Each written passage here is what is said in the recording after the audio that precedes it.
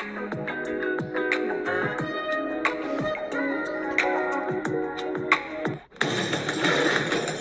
time you use AI, it actually costs more than you think. And we're not just talking about your electric bill, also water. Joining us now, Rich Razgaitis, our friend here who spent his career studying America's water. And Raz, you're saying that AI impacts our resources, including our water.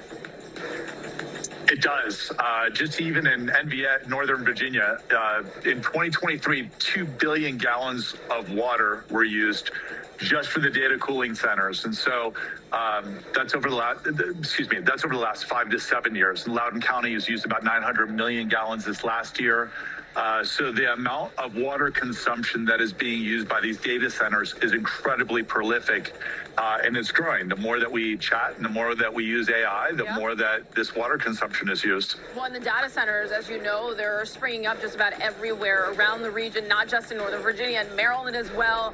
And clearly you bring up Loudoun County. There's been droughts before. There have been restrictions because of this very issue.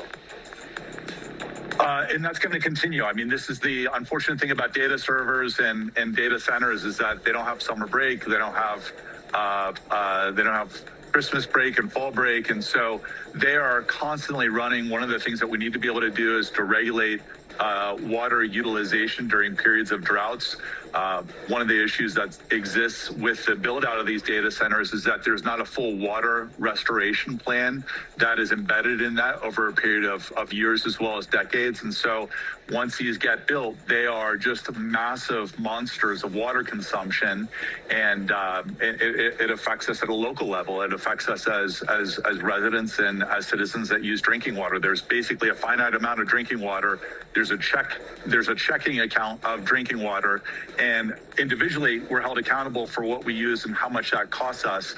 But we also have other entities like data centers pulling out of that same water checking account, yet nobody is showing what the balance sheet is on that.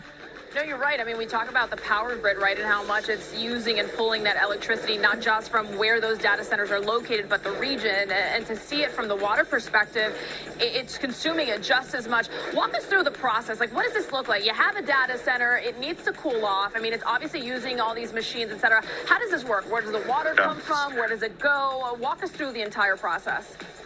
Typically, the water comes from a river or a reservoir, and it gets transported over to a data center. And that data center actually, in many cases, cleans up that water. And so we have a water restoration issue and an infrastructure issue in the United States.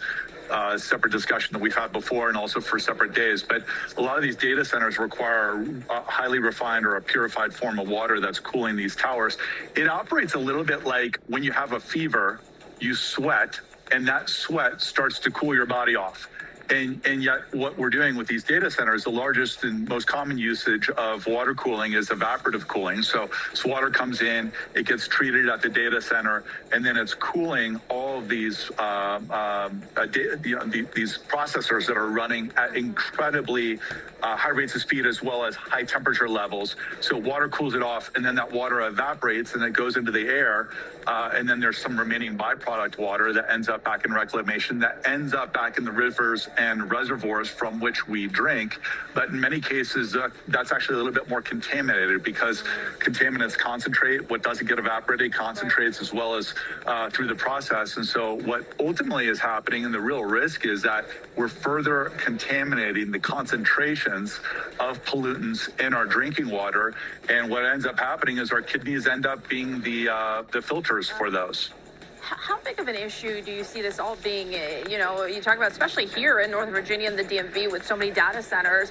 How concerned should we be here? Well, I think right now it's a level of concern where we can take action and require a significant change that helps provide for the restoration of our drinking water.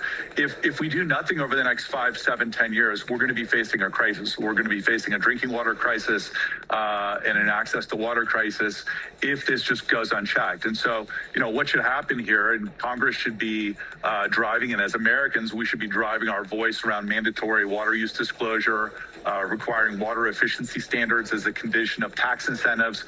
So I'm not anti-data center. I'm not anti-innovation. I'm actually very pro-education, pro-innovation, pro-entrepreneurship and free market. but it needs to be in check. So, what we do in the country is that we regulate what manufacturing is allowed to deploy into rivers as wastewater. We also need to be regulating and monitoring what data centers are extracting out of these rivers and out of our reservoirs as a condition of us having access to a fundamental human right, which is clean drinking water. Yeah, Raz, we can always continue this conversation. Always so good to hear from you and talk about this. As you say, in the next 5-7 years, if we don't address it now, could become a whole larger issue. Good to see you. Thank you, Raz. Marina, thank you. Great seeing you. Take care. We'll be right back.